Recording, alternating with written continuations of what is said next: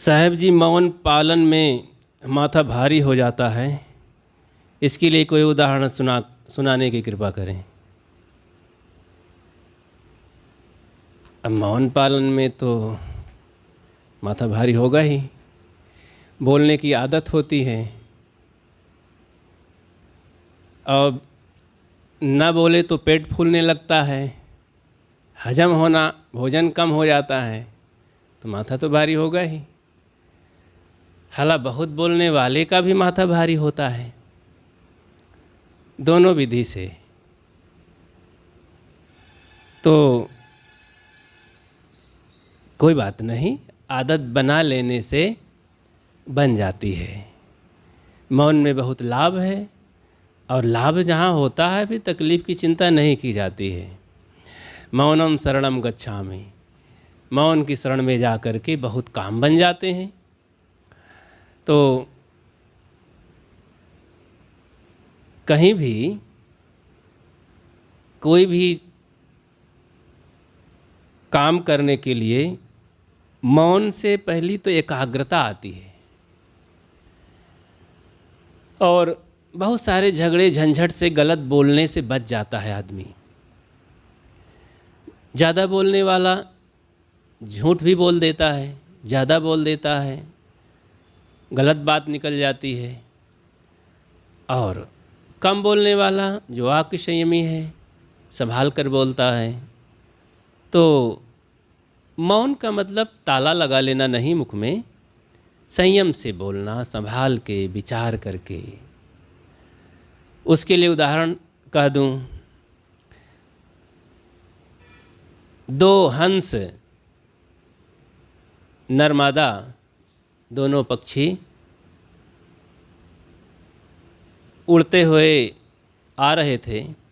देखिए कि एक तालाब है और झील है, दूर से थक गए हैं, थोड़ा आते हैं, इसी में विश्राम करते हैं।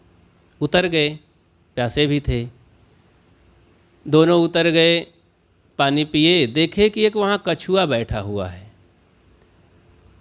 तो टहलते हुए चले गए दोनों। कछुआ देखा, अरे विचित्र पक्षी, पहली बार देखा हूँ, आप लोग कहाँ से आए इस झील में, सरोवर में?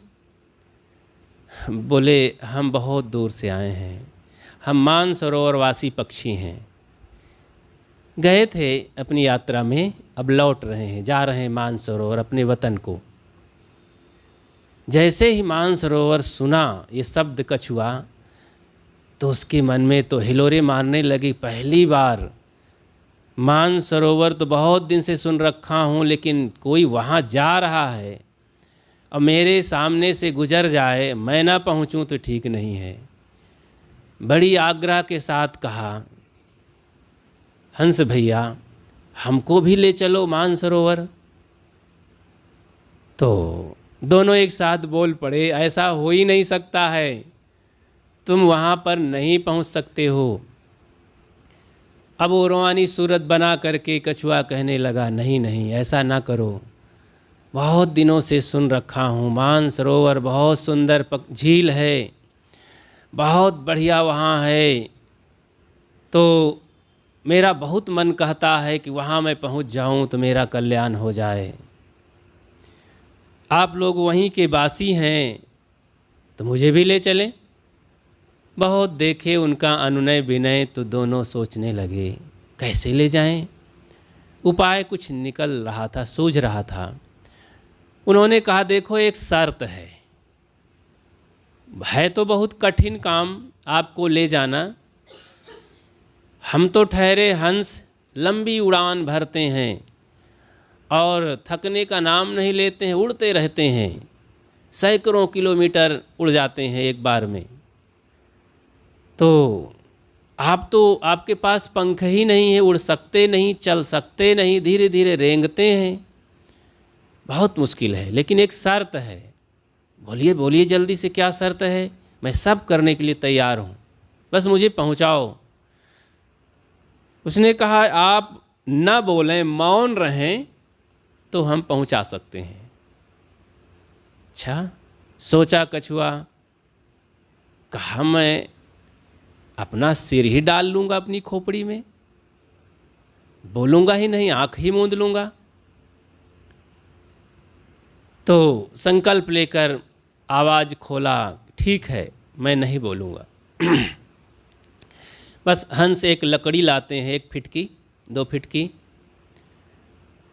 कहीं देखो हम अपनी चोंच से दोनों सिरा पकड़ लेते हैं, दोनों पक्षी किनारे किनारे, और तुम बीच में अपने मुख से जोर से पकड़ लेना, लटक जाना, हम लेके उड़ जाएंगे।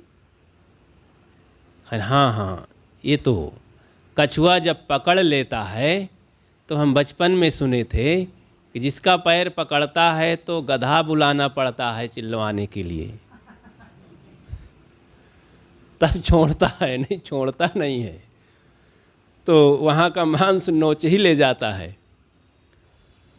तो कछुआ कहा मैं पकड़ लूँगा तो छोड़ने का नाम नहीं लूँगा और पहुँच ही जाऊँगा मानसरोवर, ये बड़ा सौभाग्य होगा मेरा।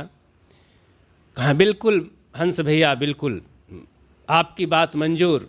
चलो, लकड़ी किनारे हंस पकड़ लेते हैं अपनी चोंच में और कछुआ को बीच में पकड़ाते हैं। जोर से पकड़ना, ध्यान रखना, बोलना नहीं, नहीं बहुत गड़बड़ हो जाएगा, जिंदगी का सवाल हो जाएगा फिर। नहीं नहीं बिल्कुल, ये बहुत दिनों की ज़िंदगी की मुराद पूरी होगी मेरी। बस फिर क्या, लेकर उड़े, हंस बीच में लटक गया, ओ कछुआ लटक गया, हंस दोनों उड़े जब, तो लिए चले जा रहे थे। अब आगे जैसे बढ़े 2-4 किलोमीटर के बाद एक गांव आया, देहाती बच्चे वहीं गुल्ली डंडा खेल रहे थे। देखे एक बच्चे की नज़र पड़ी, अरे अरे देखो देखो तो गजब हो गया, 2 हंस एक कछुए को लिए चले जा रहे हैं, देखो इस मुर्दे कछुए को, देखो ना मुर्दा कछुआ लटका हुआ है लकड़ी में। कछुआ को सुनाई पड़ा, बड़ा क्रोध आया, देखो इस मूढ़ बच्चों को, मुझे मुर्दा कह रहे हैं। दूसरा कहता है हाँ हाँ हाँ रे, ये तो मुर्दा लटक रहा है। इतने में गुस्सा को संभाल न सका और बोल पड़ा कछुआ, पागलों बच्चे कहीं कि मैं जिंदा हूँ। जैसे बोला ऊपर से 1000 फीट 2000 फीट से नीचे गिरा जमीन पर और फट गया, चला गया। ये बोलने का परिणाम हुआ। बहुत समझाए थे हंस, लेकिन माना नहीं और बोल पड़ा। बोलने का ये परिणाम हुआ, अपनी ज़िंदगी से ही हाथ धो बैठा, मानसरोवर नहीं पहुंच सका, उसको अपनी मंजिल नहीं मिल सकी, अपना गंतव्य पूरा नहीं हो सका। इसी तरह हम अपनी शर्त को नहीं कर पाएंगे स्वीकार, पूरा नहीं कर पाएंगे तो इसी तरह होगी, हम भी अपने कल्याण मंजिल से वंचित रह जाएंगे। इसलिए मौन होना बहुत ज़रूरी है। तो कल्याण रूपी शांति रूपी मानसरोवर तक पहुँचने के लिए मौन के शरण में जाना बहुत ज़रूरी है। तो चलो ये उदाहरण हमने सुना दिया, इसलिए मौन का पालन करें, माथा हल्का बनाएं। दूसरी बात है, साहब कंठी माला पहनना क्या ज़रूरी है क्या? इससे क्या होता है? कंठी माला पहनना बहुत भार लगता है लोगों को। भक्तों के बच्चों में भी कभी स्कूल जाना पड़ता है, ऑफिस जाना पड़ता है, तो कुछ बच्चे टोकते हैं, कुछ लोग होते हैं ये क्या पहने हो, तो उन्हें शर्म लगने लगती है। इसलिए शायद ऐसा प्रश्न सोचता होगा। लोग कहते हैं जैसे कपड़ा पहनना ज़रूरी होता है, जैसे और भी माताओं को गहना पहनना ज़रूरी होता है, और भी तमाम निरर्थक चीज़ें ज़रूरी समझ लेते हैं, नाखून बढ़ाना, बाल बढ़ाना, मूंछ रखाना, दाढ़ी बढ़ाना, ये सब क्या ज़रूरी है क्या?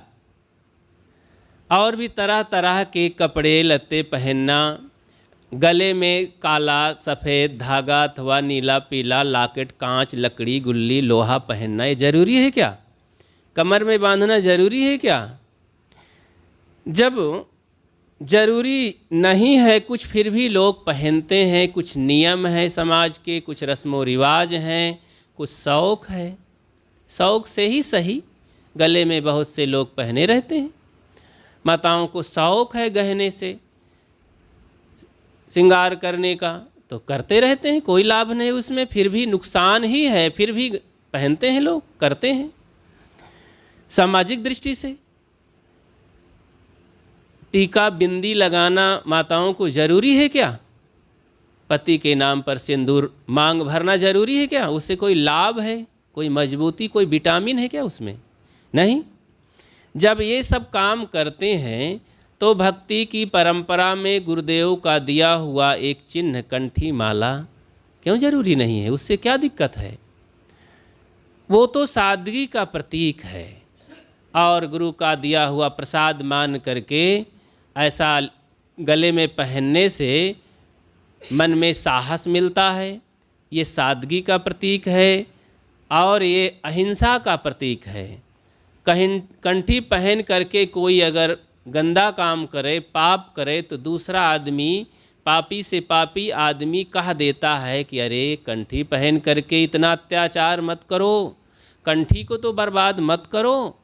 वो भी जानता है कि कंठी पहन करके ऐसा नहीं किया जाता, और पहनने वाला खुद एहसास करता है कि मैं कंठी पहन करके ऐसा ना करूं, नहीं गुरु का अपमान होगा और मेरी भक्ति का अपमान होगा, मेरा धर्म बिगड़ जाएगा।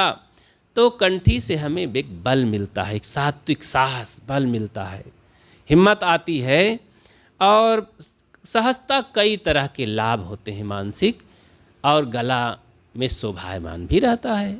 कंठी पहनने से सहज समझा जा सकता है कि ये भक्त आदमी है, संतों के प्रेमी है, संत समझ जाते हैं। तो कई ऐसे लाभ हैं, तो शौक़ से हमें पहन लेना चाहिए और इसमें कोई दिक्कत नहीं है। इसे चोर बदमाश भी नहीं पूछते हैं, कोई घबराहट, कोई डर भय भी नहीं है। तो कंठी माला से फ़ायदा ही फ़ायदा है, बल्कि अन्य चीज़ों से, गहने से, सोना चांदी हीरा मोती अंगूठियों से बड़े खतरे हैं। लोगों की गला मरोड़ दिया जाता है, अंगुलियां काट ली जाती हैं, हाथ तोड़ दिया जाता है इन्हीं गहनों के बदौलत, और चोर बदमाश और क्या क्या कर डालते हैं। उसमें तो खतरे हैं। और मांसाहारी गंदे लोगों का दिया हुआ तबीज गुल्ली पहन करके काला काला गंदा गंदा लोग पहन लेते हैं, तो उससे तो कोई तुलना ही नहीं है। पवित्र कल्याणकारी इष्ट हमारे गुरुदेव के हाथों से मिला एक चिन्ह बड़े शौक़ से पहनना चाहिए, निष्ठा रखनी चाहिए जीवन भर। उससे बड़ा साहस मिलता है अपने जीवन को सुधारने के लिए। तो कंठी माला से लाभ है, इसे पहनना चाहिए। दीक्षा लेना जरूरी है क्या? कृपया बताने की कृपा करें। हाँ, जरूरी है। दीक्षा से गुरु शरण में समर्पण आता है, आत्मीयता आती है, नज़दीकीपन आता है, दिल जुड़ता है। जैसे कि किसी भी स्कूल, ऑफिस, सोसाइटी, संस्था, समिति, संगठन में नाम लिखाना पड़ता है, जुड़ना पड़ता है। जुड़ने के लिए एडमिशन ज़रूरी है, और जब तक कोई एडमिशन नहीं होता, जब तक जुड़ा नहीं रहता नाम, उधर से कोई हमको रिजल्ट नहीं मिलता है, कोई लगाव नहीं माना जाता है। वर्षों आप स्कूल में जाइए और पढ़िए भी, आते जाते रहिए, फीस भी जमा करिए, अंतिम में परीक्षा भी दीजिए, ज़बरदस्ती बैठ जाइए, बोर्ड परीक्षा में बैठ जाइए, तो क्या आपको कोई रिजल्ट मिलेगा? कोई मार्कशीट बनेगी? नहीं बनेगी, कोई वहाँ नाम ही नहीं है। तो ना स्कूल में है, न कहीं कोर्ट कचहरी में है, सरकारी खाते में कहीं कोई नाम ही नहीं है। तो आप सिर पटक डालेंगे, कोई रिजल्ट नहीं आएगा। जो अगर बनेगा वो फर्जी होगा, पकड़े जाएंगे, काम नहीं होगा। तो देखो, राजनीतिक क्षेत्र, भौतिक क्षेत्र में भी एडमिशन की बड़ी ज़रूरत होती है, और उससे भी समर्पण बढ़ जाता है, अपनी गर्ज हो जाती है। एक विद्यार्थी की गर्ज हो जाती है कि मैंने एक लंबी रकम जमा की है एडमिशन में, समय दिया है, तो जाऊं पढ़ने, अध्यापक से संपर्क करूं, परिचय करूं, बातचीत करूं, समय दिया है, पैसा दिया है, माता पिता का इसमें बहुत बड़ा रोल है, बहुत बड़ी आशा टिकी हुई है। तो ये तमाम बातें जुड़ी होती हैं। बाहर क्षेत्र में ऐसे दीक्षा कंठी लेने से गुरु शरण में तो गुरु के प्रति हमारा कर्तव्य बन जाता है, मन जुड़ जाता है कि हम गुरुदेव के हो गए हैं, गुरुदेव हमारे हो गए हैं और हमें वो बोध देंगे, उनके बातों पर, उनके अनुशासन में अब चलना ज़रूरी हो गया है। और नहीं चलेंगे तो एक बहुत बड़ा घात होगा, हमारा ही नुकसान होगा। गुरु का इसमें क्या फिर रह जाएगा, कोई बात नहीं, उनका दोष नहीं, हमारा ही दोष होगा। उनके बताए हुए मार्ग पर हम चलें तो समर्पण बढ़ता है, आत्मीयता बढ़ती है, हिम्मत आती है। जो दीक्षा नहीं लिए हैं, गुरु से संतों से नहीं जुड़े होते हैं, कभी अपने घर में संतों को बुलावें।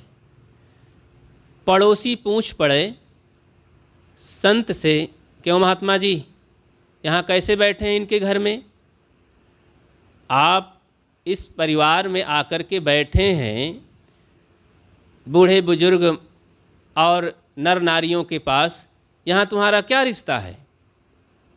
महात्मा भी कहेंगे कि हाँ हाँ हाँ, आ गया हूँ, ऐसे भक्ति के नाते से मेरा यहाँ कोई रिश्ता नहीं है, सुना हूँ कि भक्त हैं तो आ गया हूँ।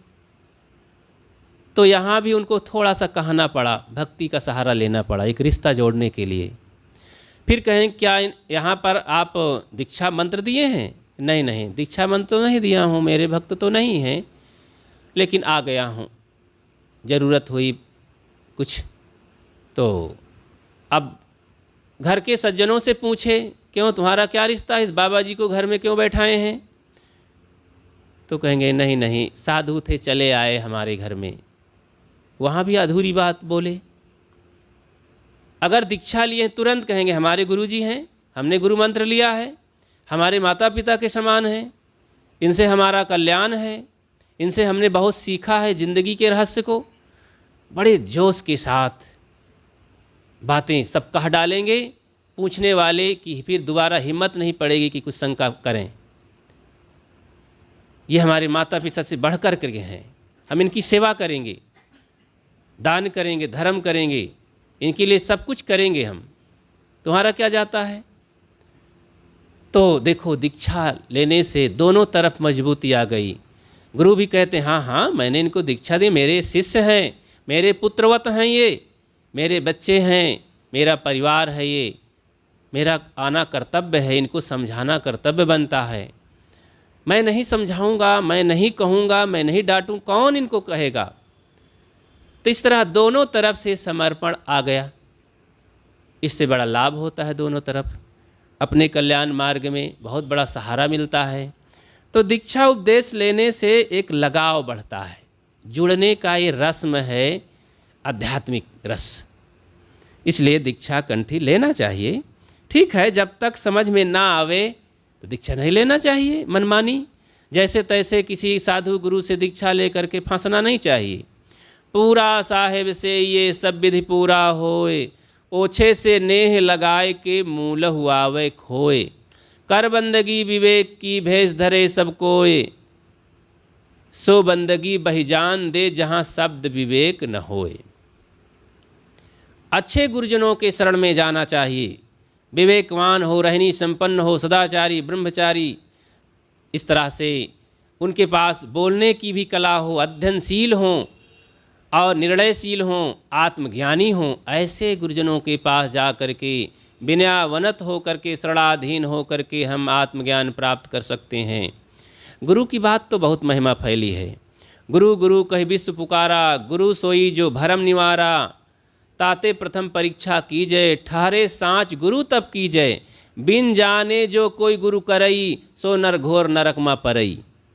इसलिए बिना जाने दीक्षा भी नहीं लेना चाहिए, जल्दीबाजी नहीं करना चाहिए, खूब सोच समझ परख करके भ्रमित, अंधविश्वासी, पाखंडी और घुमक्कड़ी, लोभी, लालची ठगों के पास नहीं रहना चाहिए, क्योंकि साधु के वेश में कई ऐसे लोग मिलते हैं, समाज में ठगते हैं। तो ऐसे भक्ति और दीक्षा के जोश में उनके चंगुल में फंस करके ठीक नहीं है। हाँ, ये भी सत्य है कि गुरु के बिना कल्याण नहीं है, तो हमें ऐसे बोधवानों के पास जाना चाहिए। तब वहाँ फिर तन मन धन समर्पित करने की बात आती है। तब वहाँ कोई तन मन धन समर्पित करने का मतलब कि आत्मसमर्पण, विनयावनत होकर के, फिर कोई शंका नहीं, कोई शिकवा शिकायत नहीं वहाँ रहती है। और फिर वहाँ पर हृदय खोल करके बैठा जाता है और उनका ज्ञान अमृत हमारे हृदय में टपकता है और हम शांति सागर में निमज्जन करते हैं। तो दीक्षा लेना जरूरी है, पर विचार पूर्वक। आगे का प्रश्न है कि लोग कहते हैं दूध नहीं खाना चाहिए। जो दूध खाता है, दूध घी, वो भी एक तरह से मांसाहार है, तो क्या करें? हम सत्संग करते हैं, लोग ऐसा कहते हैं, पढ़े लिखे लोग, तो संदेह होता है। ऐसा कहने वाले गलत हैं। दूध पहली बात तो प्रकृति का दिया हुआ है। मादा में ये बातें होती हैं, पशुओं में, मनुष्यों में, और ये बच्चे का आहार है। जब मादा गर्भवती होती है, बच्चा पैदा होता है, तो प्रकृति के द्वारा पैदा होने के पहले दूध आ जाता है और फिर बच्चा पैदा होता है और पशुओं में उसका जीवन आहार पूरा होता है। मनुष्य का बच्चा ऐसे होता है, कोई अलग से दूध वहाँ भरता है क्या? फिर खाया हुआ चारा पानी, खली बिनौला, चूनी चोकर खाने से बढ़ जाता है दूध।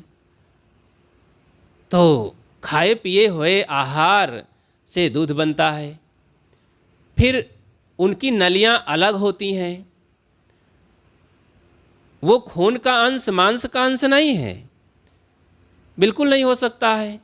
वो शुद्ध साफ है। शरीर में ऐसी मशीन है, प्रकृति की दी हुई, कुदरत की दी हुई, कि उसमें कोई दोष नहीं है।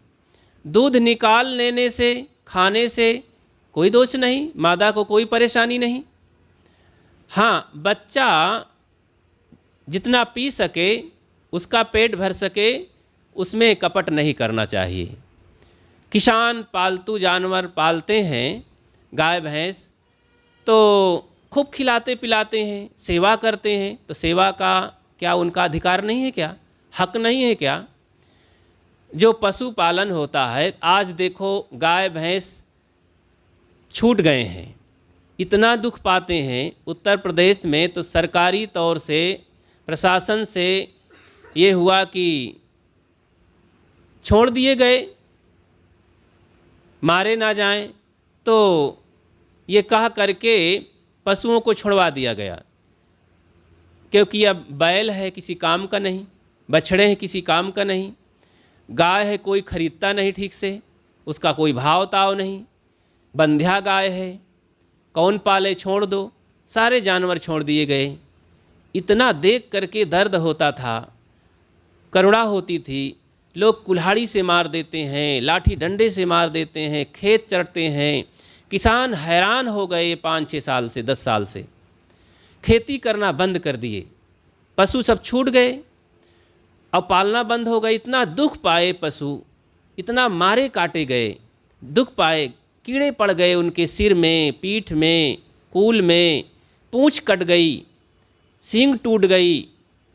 लोग तकलीफ में, लोग भी होते, मार देते, क्रोध में कुल्हाड़ी मार देते, खुरपा हंसिया मार देते, लाठी मार देते। अगर वही पशु पाले होते, मजाल है कि किसान के पशुओं में कोई एक डंडा मार दे, वो रक्षा करता है। खूब चारा भूसा, खली चूनी चोकर, दाना पानी से और घर द्वार से रक्षा करता है। आराम से पशु रहते हैं, क्या दिक्कत है? और फिर उनमें से दूध निकलता है, खाद बनती है, बहुत सारे लाभ हैं। पशु को कोई दिक्कत नहीं, कोई पाप नहीं। तो दूध खाने में कोई गड़बड़ी नहीं, कोई पाप नहीं। दूध शुद्ध होता है, खाना चाहिए, किसान की मेहनत का फल है और प्राकृतिक है। अगर ऐसी बात है तो मनुष्य का बच्चा पैदा होता है तो क्या खाएगा? उस समय दूध ही पीता है, वर्षों दूध पीता है, तो उससे मजबूत होता है, प्राकृतिक आहार है, तो वो अशुद्ध नहीं है। मांसाहार उसको नहीं कहा जा सकता है, वो खून से मांस से नहीं बनता है, वो प्राकृतिक है, ये खाए हुए आहार का फल है। तो इस तरह से ये गलत कहते हैं। और आयुर्वेदिक है, वो प्राकृतिक है और उसमें कोई पाप नहीं। तो घबराने की ज़रूरत नहीं, उस पर अध्ययन करें और विचार करें और शुद्धता सफाई से दुहा जाए और मतलब भर निकाला जाए और ईमानदारी से उसे रखें तो उसको कोई दोष नहीं है। और इस पर विचार दिया जा सकता है, पढ़ें, गुने, समझें, विचार करें। आगे प्रश्न है, सरल सरल प्रश्न हैं लेकिन बढ़िया हैं। साहेब बंदगी का क्या मतलब है? फिर अंजुली बांध करके उकड़ू बैठ करके, ये क्या मतलब है? इससे तो बड़ी परेशानी होती है। हाँ, परेशानी होती है, कभी कभी लोगों के पैंट फट जाते हैं। तो है तो अब खड़े खड़े हाथ उठा करके नमस्ते कर लेने में तो सरल बात है। अब नमस्ते करते करते इतने लोगों की कमर सीधी हो गई है कि झुकना बड़ा मुश्किल हो गया है। पैरों से अब झुकना मुश्किल हो गया है, कमर से झुकना मुश्किल हो गया है। ये नमस्ते नमस्ते नमस्ते, तो चले जाओ अपने रास्ते। लोग अपने माता पिता गुरुजनों में भी नहीं झुकना चाहते हैं। जब कोई बेटा कभी कभी चांस आता है, शादी के समय कहीं बाहर जाना हुआ, कोई शुभ कार्य में, तो पैर छूते हैं अपने बड़े बुजुर्गों का, तो कभी जंघा छूते हैं एक हाथ से, कभी घुटना छूते हैं, कभी झुक करके दूर से ही हाथ हटा लेते हैं। मालूम पड़ता है कि वहीं सांप बिच्छू है क्या? ये निकम्मापन, गलत वहाँ पर भाव, कोई श्रद्धा, हृदयहीनता है, श्रद्धाहीनता है। कोई प्रेम नहीं, कोई श्रद्धा नहीं, कोई विचार नहीं।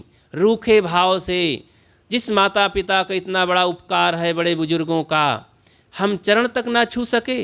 अरे चरण आचरण के प्रतीक हैं, हमारे मन बुद्धि को मजबूत करने के लिए, हृदय में आनंद पैदा करने के लिए, संस्कार के लिए बहुत बड़ा संबल है। झुकता वही है जिसमें जान होती है, अकड़ना तो मुर्दे की पहचान होती है। तो अकड़े हुए रहते हैं, तो झुकना सीखना चाहिए। बड़े भाव से, अदब से, बड़े श्रद्धा से झुक करके, संत गुरुजन हों, चाहे माता पिता हों, बड़े बुजुर्ग हों, जो हमारे हितैषी उपकारी बड़े बुजुर्ग हैं, चरण छूने से आचरण आते हैं, आचरण सुंदर बनते हैं, चरण आचरण के प्रतीक होते हैं। तो बाहर हमें भक्त नहीं है, संतों के पास नहीं है, तो भी अपने माता पिता के चरण को बड़ी श्रद्धा से छूना चाहिए। कभी कभी हम देखते हैं उन संस्कारी परिवारों में माता बहनों को जब बहुएं आती हैं अपने नैहर से ससुराल आती हैं, सज धज करके, तो सासू माँ के पैर छूने जाती हैं, आराम से बैठ जाती हैं, दोनों हाथ से चरण छूती हैं, 5 मुट्ठी चरण दबा देती हैं और फिर खड़े होकर हाथ जोड़ लेती हैं, नमन कर लेती हैं, 2 कदम पीछे हट जाती हैं, जल्दी से पीठ नहीं दिखाती हैं। और भी तरीके हैं। पानी देना हुआ तो दाहिना हाथ बढ़ाते हुए बाएं हाथ को टच करके बड़े श्रद्धा से, अदब से पानी देती हैं। तो इस तरह के कुछ संस्कार बाहर प्रतिबिंबित होते हैं कि इनके भीतर क्या है, तो उनके एक्टिविटीज से, उनके क्रियाकलाप से दिखाई देता है। तो बाहर भी हमें ऐसा होना चाहिए, विनम्र अपने माता पिता गुरुजनों के प्रति समय से रोज होना चाहिए। प्रात काल उठकर रघुनाथा, मात पिता गुरु नावहीं माथा। वहाँ माथा, यहाँ माथा होता है ना, तो अपने माता पिता गुरुजनों के चरणों को माथा झुकाते थे, टेकते थे। वहाँ दूर से हाथ से सलामी नहीं करते थे। लेकिन आजकल क्या होता है, प्रात काल उठकर सब भ्राता, मात पिता गुरु मारहि लाता। आजकल ये दशा हो गई है। तो ऐसा नहीं होना चाहिए। यही तो हृदयहीनता है, अमानवता है। वही संस्कार होने चाहिए जहाँ पर लोग भक्त हैं, संस्कारी लोग हैं, विनयावनत हैं, अपन उपकार समझते हैं माता पिता गुरुजनों का, इष्टजनों का। वहाँ बड़े अदब से झुक झुक करके प्रणाम किया जाता है। दंडवत शब्द हमारी भारतीय परंपरा में, दंडवत, डंडा के समान, डंडे के समान अपने गुरु संतों के प्रति, बड़ों के प्रति झुक करके लेट जाया जाता था, नमन किया जाता था। उसी का सुधरा रूप ये बंदगी है, साहेब बंदगी। सदगुरु कबीर साहब से साहेब बंदगी शब्द परंपरा चली। बंदगी और भी पहले शास्त्रों में है, साहेब शब्द भी है। 1400 साल पहले मोहम्मद साहब हुए तो मोहम्मद साहब शब्द आया।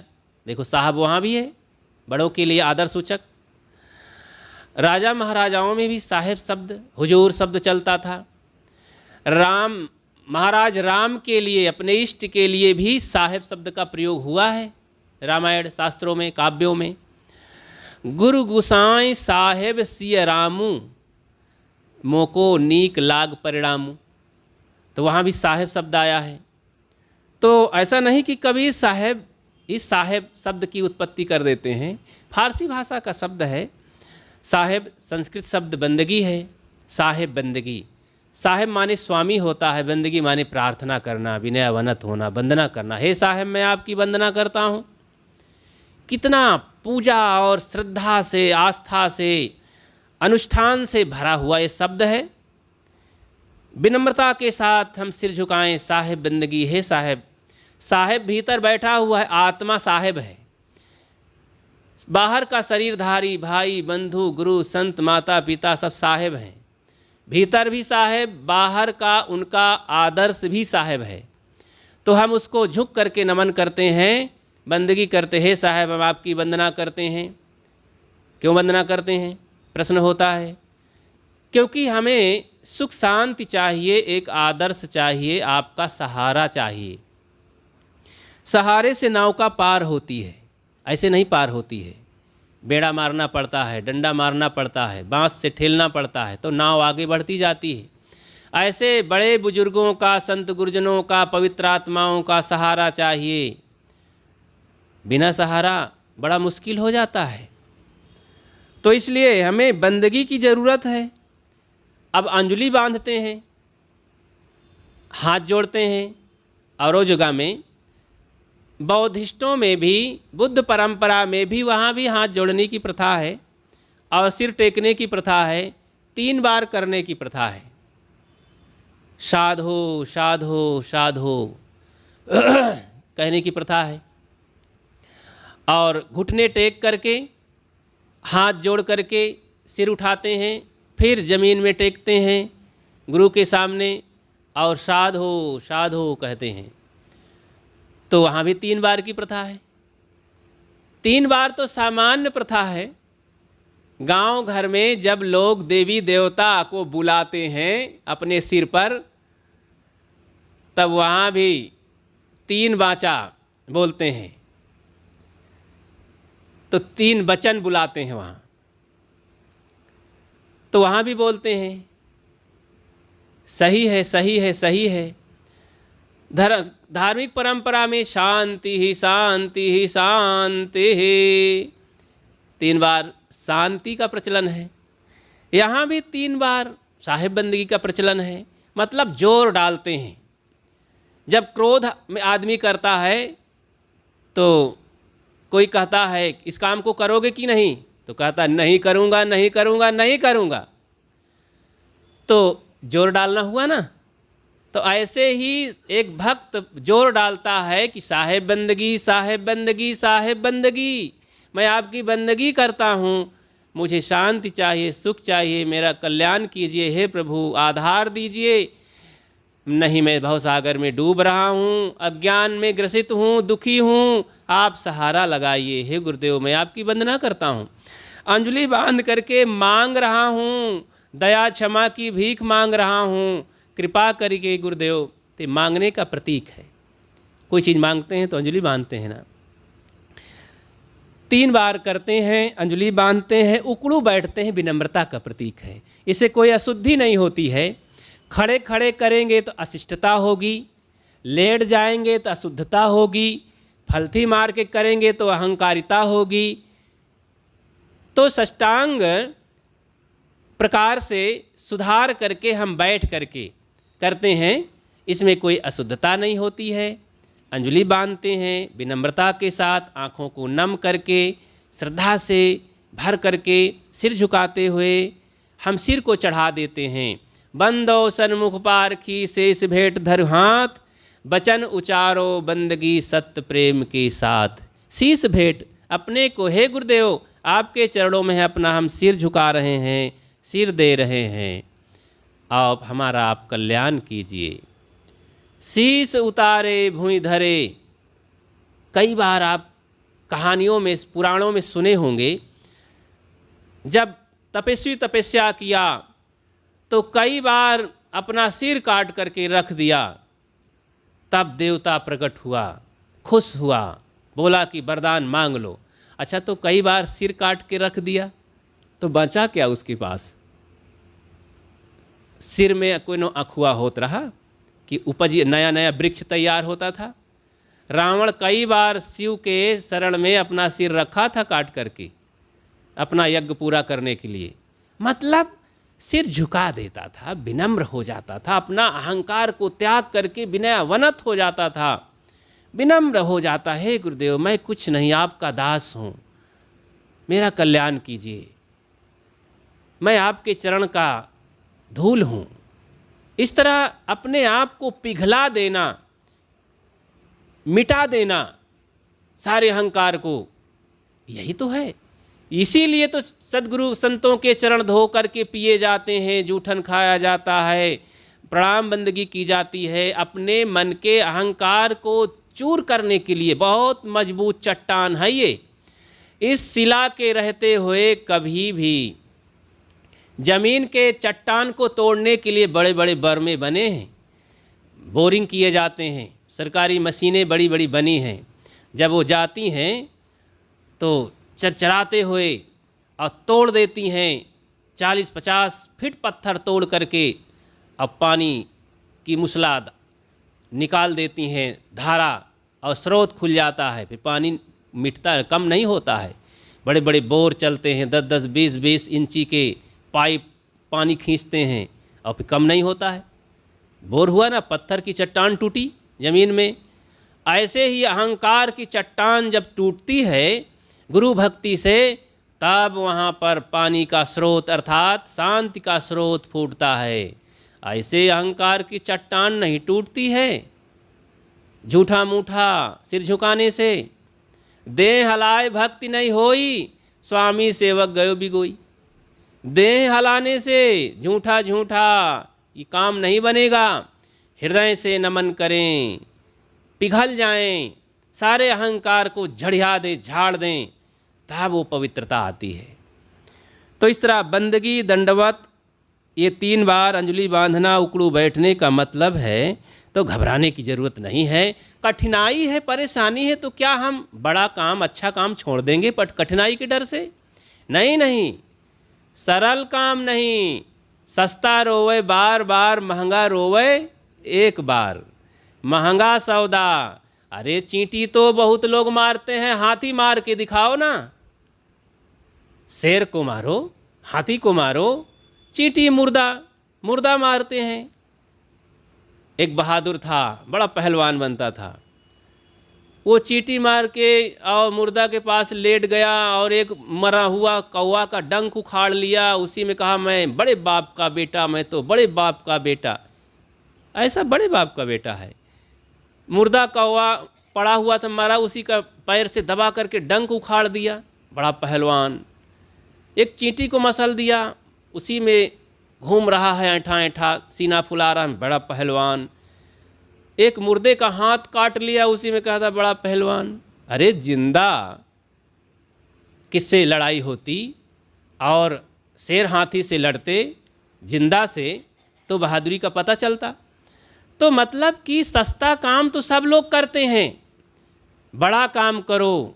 ये पूजा पाठ के नाम पर तमाम तरह के बाह्य उपासनाएं, तिलक चंदन जाप जूप और पानी पत्थर गंगा गढ़ही करने वाले, चारों धाम में जाने वाले, जाप जूप माला कंठी फेरने वाले, ये तो तमाम लोग हैं। बाह्य उपासना, इससे थोड़ा लाभ होता है, मन में सात्विकता आती है।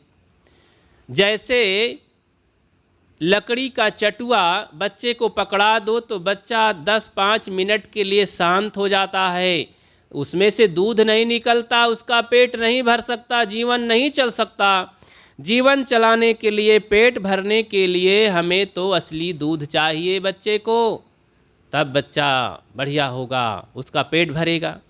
ऐसे ये बाह्य उपासनाएं, बंध्या गाय को गुड़ का शरबत पिलाओ, बढ़िया चूनी चोकर खरीदो, दूध देगी क्या?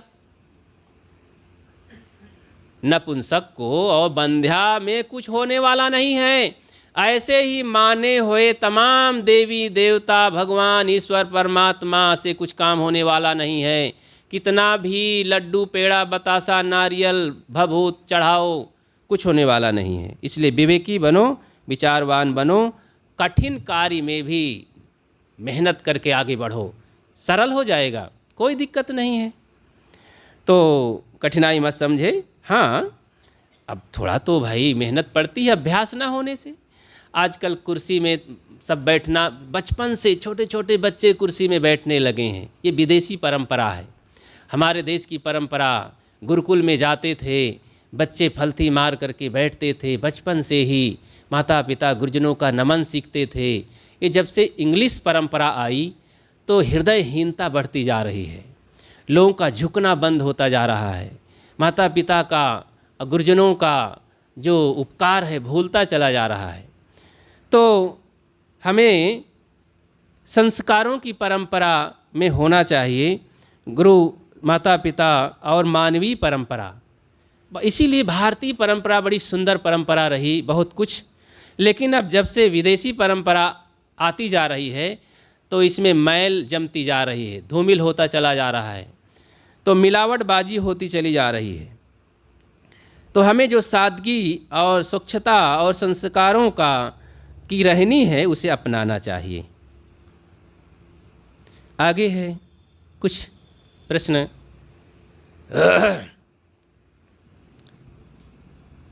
मैं विस्तार से भी इसमें चर्चा कुछ कर दिया। आगे साहब, मैं और मेरा में कुछ अंतर होता है क्या? हाँ, बड़ा अंतर है, यही तो कमाल है। इसी अंतर को ना समझ करके ही तो हम भटक गए हैं। मैं कभी मेरा नहीं होता, मेरा कभी मैं नहीं हो सकता है। मेरा पैर, मेरा घुटना, मेरा पेट, मेरी पीठ, मेरा हाथ, मेरा सिर, मैं कौन? मैं कभी मेरा नहीं होता। मेरा घर, मेरी गाड़ी, मेरी पुस्तक, मेरा जमीन, ये मेरा कभी मैं नहीं हो सकता है। लोग कहते हैं मेरी तबीयत नहीं ठीक है, मेरे हाथ में दर्द है। ये थोड़े कहते हैं कि मैं दर्द हूँ, मैं घर हूँ, मैं गाड़ी हूँ, मैं पीड़ित हूँ, ऐसा नहीं। मेरा ये शरीर है, इसका मतलब अलग अलग बात है। मेरा शरीर अलग है, अब मैं अलग हूँ, बिल्कुल साफ बात है। तो मैं हूँ, मैं कभी मेरा नहीं हो सकता, मेरा तो मैं ही हूँ, मैं से मैं। इसीलिए सद्गुरु विशाल देव कहते हैं हमारे हम हमको याद रहे, अपने आप को याद करें। हम शुद्ध चैतन्य ज्ञान स्वरूपम, तो अपने को विवेक से बाहर निकाल लें। तो इतने प्रश्नों का समाधान यहीं पर रोकते हैं। कुछ 2-1 प्रश्न और हैं, फिर आगे किया जाएगा। छोटे छोटे प्रश्न हैं लेकिन ये मार्मिक हैं और आरंभिक साधना के ये स्रोत हैं। ये जब समाधान हो जाते हैं तो दिल और खुल जाता है। और ऐसा प्रश्न ढूंढना भी चाहिए छोटे छोटे। अभी बहुत सारे छोटे छोटे प्रश्न हैं, तो मन से समाधान कर लेना चाहिए। कोई भ्रम संदेह नहीं होना चाहिए। इस तरह से निर्भ्रांत निस्संदेह होना चाहिए। मैं अजर अमर आत्मा हूँ, इसमें कोई संदेह नहीं। मेरा शरीर जड़ों का जो है, कणों का जोड़ है, जड़ पिंड है। जड़ और चेतन 2 वस्तुएं हैं। मैं चेतन हूँ, ये शरीर जड़ है। एक दिन जड़ नहीं रहेगा, मिट्टी पानी में मिल जाएगा। ऐसा शरीर का पिंड नहीं रहेगा, नष्ट हो जाएगा। लेकिन मैं नष्ट नहीं होऊंगा, मैं रहूँगा, मैं अपने आप में रहूँगा। बस इससे ज़्यादा नहीं कहा जा सकता है। मैं अपने आप में चला जाता हूँ। कर्मों का विधान है, अध्यास है, संस्कार है, वासना है, तो इस शरीर को छोड़ करके मैं तुरंत शरीर में जाता हूँ। शरीर ही मेरा घर है। और अगर मुक्ति का काम कर लिया, वासनाओं को दग्ध कर दिया, नष्ट कर दिया ज्ञान अग्नि से, वैराग अग्नि से, तो फिर आगे जाने का रास्ता ही रुक गया। अब मैं अपने आप में हूँ, अब मैं अपने आप में रहूँगा।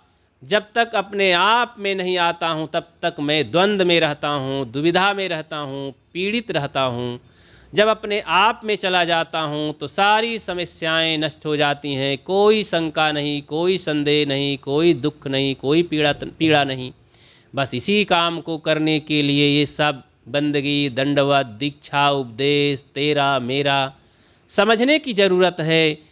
और ये गुरु संतों का आधार लेना पड़ता है, इसके लिए सत्संग करना पड़ता है। इस बात को समझें। अच्छा लगा इस प्रश्न को समाधान करके और करके भी, सुन करके भी। तो हम सब लोग खूब जो है साध्य का भजन करें और साधन के द्वारा आइए जाप करें।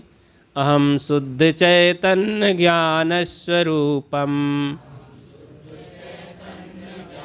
स्वरूपम् अजराहम अमराहम अखंडम अनूपम अजराहम् अमराहम् अखण्डम् अनूपम् अहम शुद्ध चैतन्य ज्ञान स्वरूपम अहं शुद्ध चैतन्य ज्ञान स्वरूपम् अजराहम अमराहम अखंडम अनूपम अजराहम् अमराहम् अखण्डम् अनूपम् अहम शुद्ध चैतन्य ज्ञान स्वरूपम अहं शुद्ध चैतन्य ज्ञान स्वरूपम् अजराहम अमराहम अखंडम अनूपम अजराहम् अमराहम् अखण्डम् अनूपम् अहम शुद्ध चैतन्य ज्ञान स्वरूपम अहं शुद्ध चैतन्य ज्ञान स्वरूपम् अजराहम अमराहम अखंडम अनूपम